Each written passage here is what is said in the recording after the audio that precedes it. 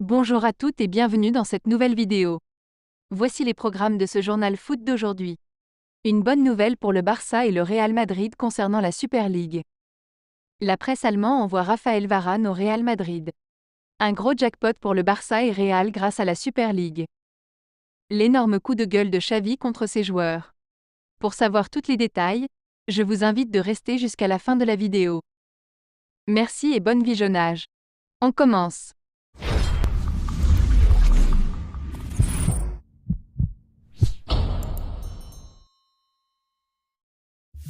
Le Barça et le Real Madrid pourraient bien être les immenses gagnants de la création de la Super League avec un gros jackpot. Une véritable bombe dans l'Europe du football, c'est en tout cas ce que promettent le Barça et le Real Madrid. Alors que l'UEFA, la FIFA ou encore l'ECA tentent de minimiser la décision de la Cour de justice de l'Union européenne, qui a estimé que les règles imposées par la FIFA et l'UEFA concernant la création de nouvelles compétitions comme la Super League étaient tout simplement contraires aux droits de l'Union européenne, les clubs à l'initiative du projet jubilent. Juan Laporta et Florentino Pérez, les présidents du Barça et du Real Madrid qui ont déjà communiqué ce matin, se frottent déjà les mains.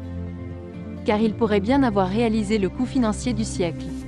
En effet, selon les informations du quotidien catalan Sport, leur fidélité, ils étaient les seuls à être restés dans le projet, pourrait être grandement récompensée. Une prime de fidélité serait prévue dans le contrat si la Super League venait définitivement à se faire, et le montant pourrait atteindre 1 milliard d'euros. Si les finances du Real Madrid vont plutôt bien, ce n'est pas le cas de celle du Barça qui est dans le rouge depuis des années. Une bonne nouvelle qui explique un peu mieux l'envie des Blaugrana de s'investir corps et âme dans ce projet. Le coup près est tombé, le triomphe est total pour la Super League.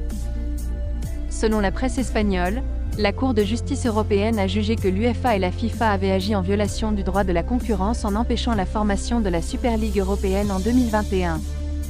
L'UEFA ne peut plus sanctionner les clubs qui veulent créer une autre compétition. La première conclusion du tribunal est limpide, abus de domination de la part de l'UEFA. Deuxième conclusion, abus de position dominante de l'UEFA en menaçant de sanctionner les clubs qui voulaient participer à une autre compétition. Le FC Barcelone se retrouvait dans une situation délicate.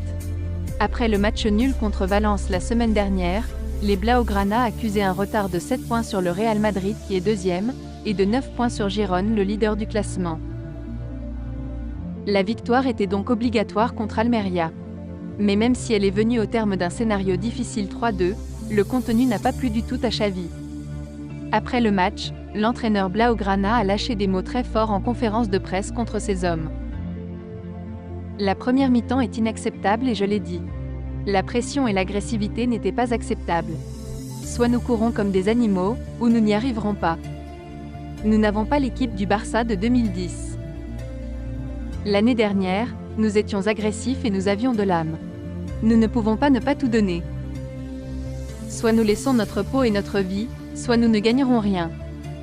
Il faut se réveiller.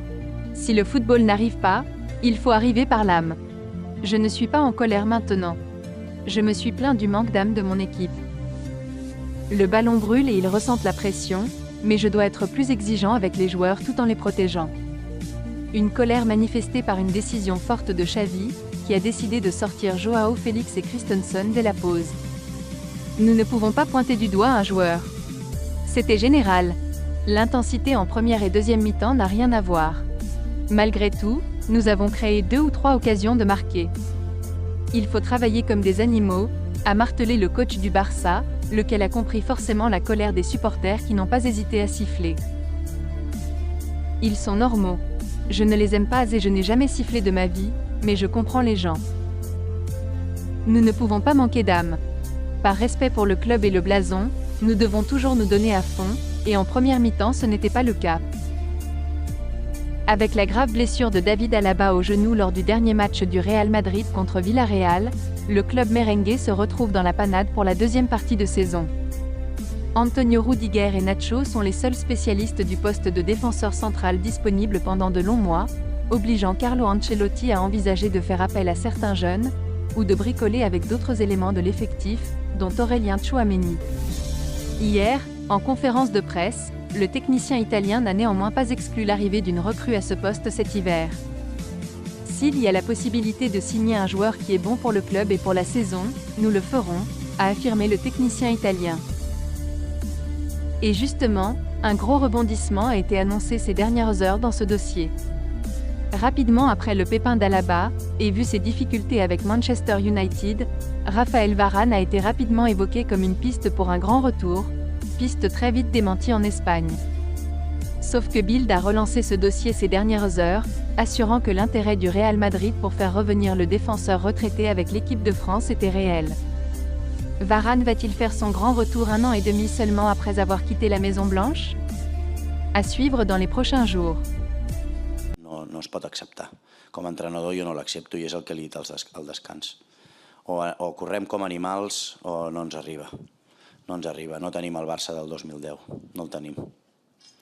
No el tenim, això sí que els hi he dit. O sigui, l'any passat el que ens va donar els títols va ser un equip amb ànima, un equip que corria com animals i que guanyava els duels i que anava a la pressió alta i que recuperava pilotes i que era agressiu i que, clar, si això ho mostres a la segona part, doncs guanyes el partit. I a la primera part doncs, no, vas empatant, la gent es posa nerviosa, comencen a xiular, doncs és normal, a la segona part han animat i és això, el futbol és això. No, el que no podem és no donar-ho tot. I la primera part, jo com a entrenador, per mi és inacceptable. I els hi he dit als jugadors, la segona part doncs, han sortit d'una altra manera. És molt fàcil d'entendre. O ens hi deixem la pell, ens deixem la vida o no guanyarem res. És tan fàcil, tan simple com això. I per tant doncs, hem d'espavilar, no podem fer la primera part i si no ens arriba per futbol ens ha d'arribar per ànima. Això és claríssim. Me estoy abriendo en canal, pero es así, pero es responsabilidad mía. Es responsabilidad mía. Sí, sí, responsabilidad mía. No va a volver a ocurrir, seguro.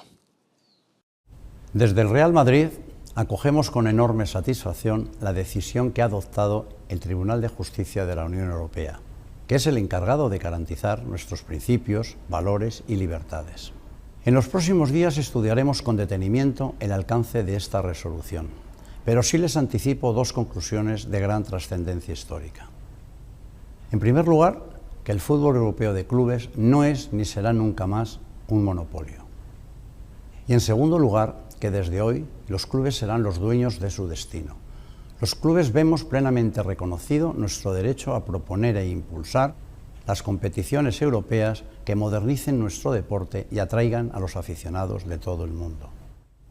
Estamos ante la gran oportunidad de mejorar el fútbol europeo de clubes, un fútbol a la altura del siglo XXI, con una gobernanza transparente, que sepa convivir con las nuevas tecnologías y que vuelva a provocar la pasión y la emoción que realmente necesitan los aficionados. Permítanme que diga a los clubes europeos que estamos ante el comienzo de un nuevo tiempo, en el que podemos trabajar en libertad, desde el diálogo constructivo, sin amenazas, sin actuar contra nada ni contra nadie y con el objetivo de innovar y modernizar el fútbol para seguir alimentando la pasión de los aficionados. Desde hoy, el presente y el futuro del fútbol europeo está por fin en manos de los clubes, de los jugadores y de sus aficionados. Nuestro destino nos pertenece y tenemos ante nosotros una gran responsabilidad. Este día marcará un antes y un después. Es un gran día para la historia del fútbol y para la historia del deporte.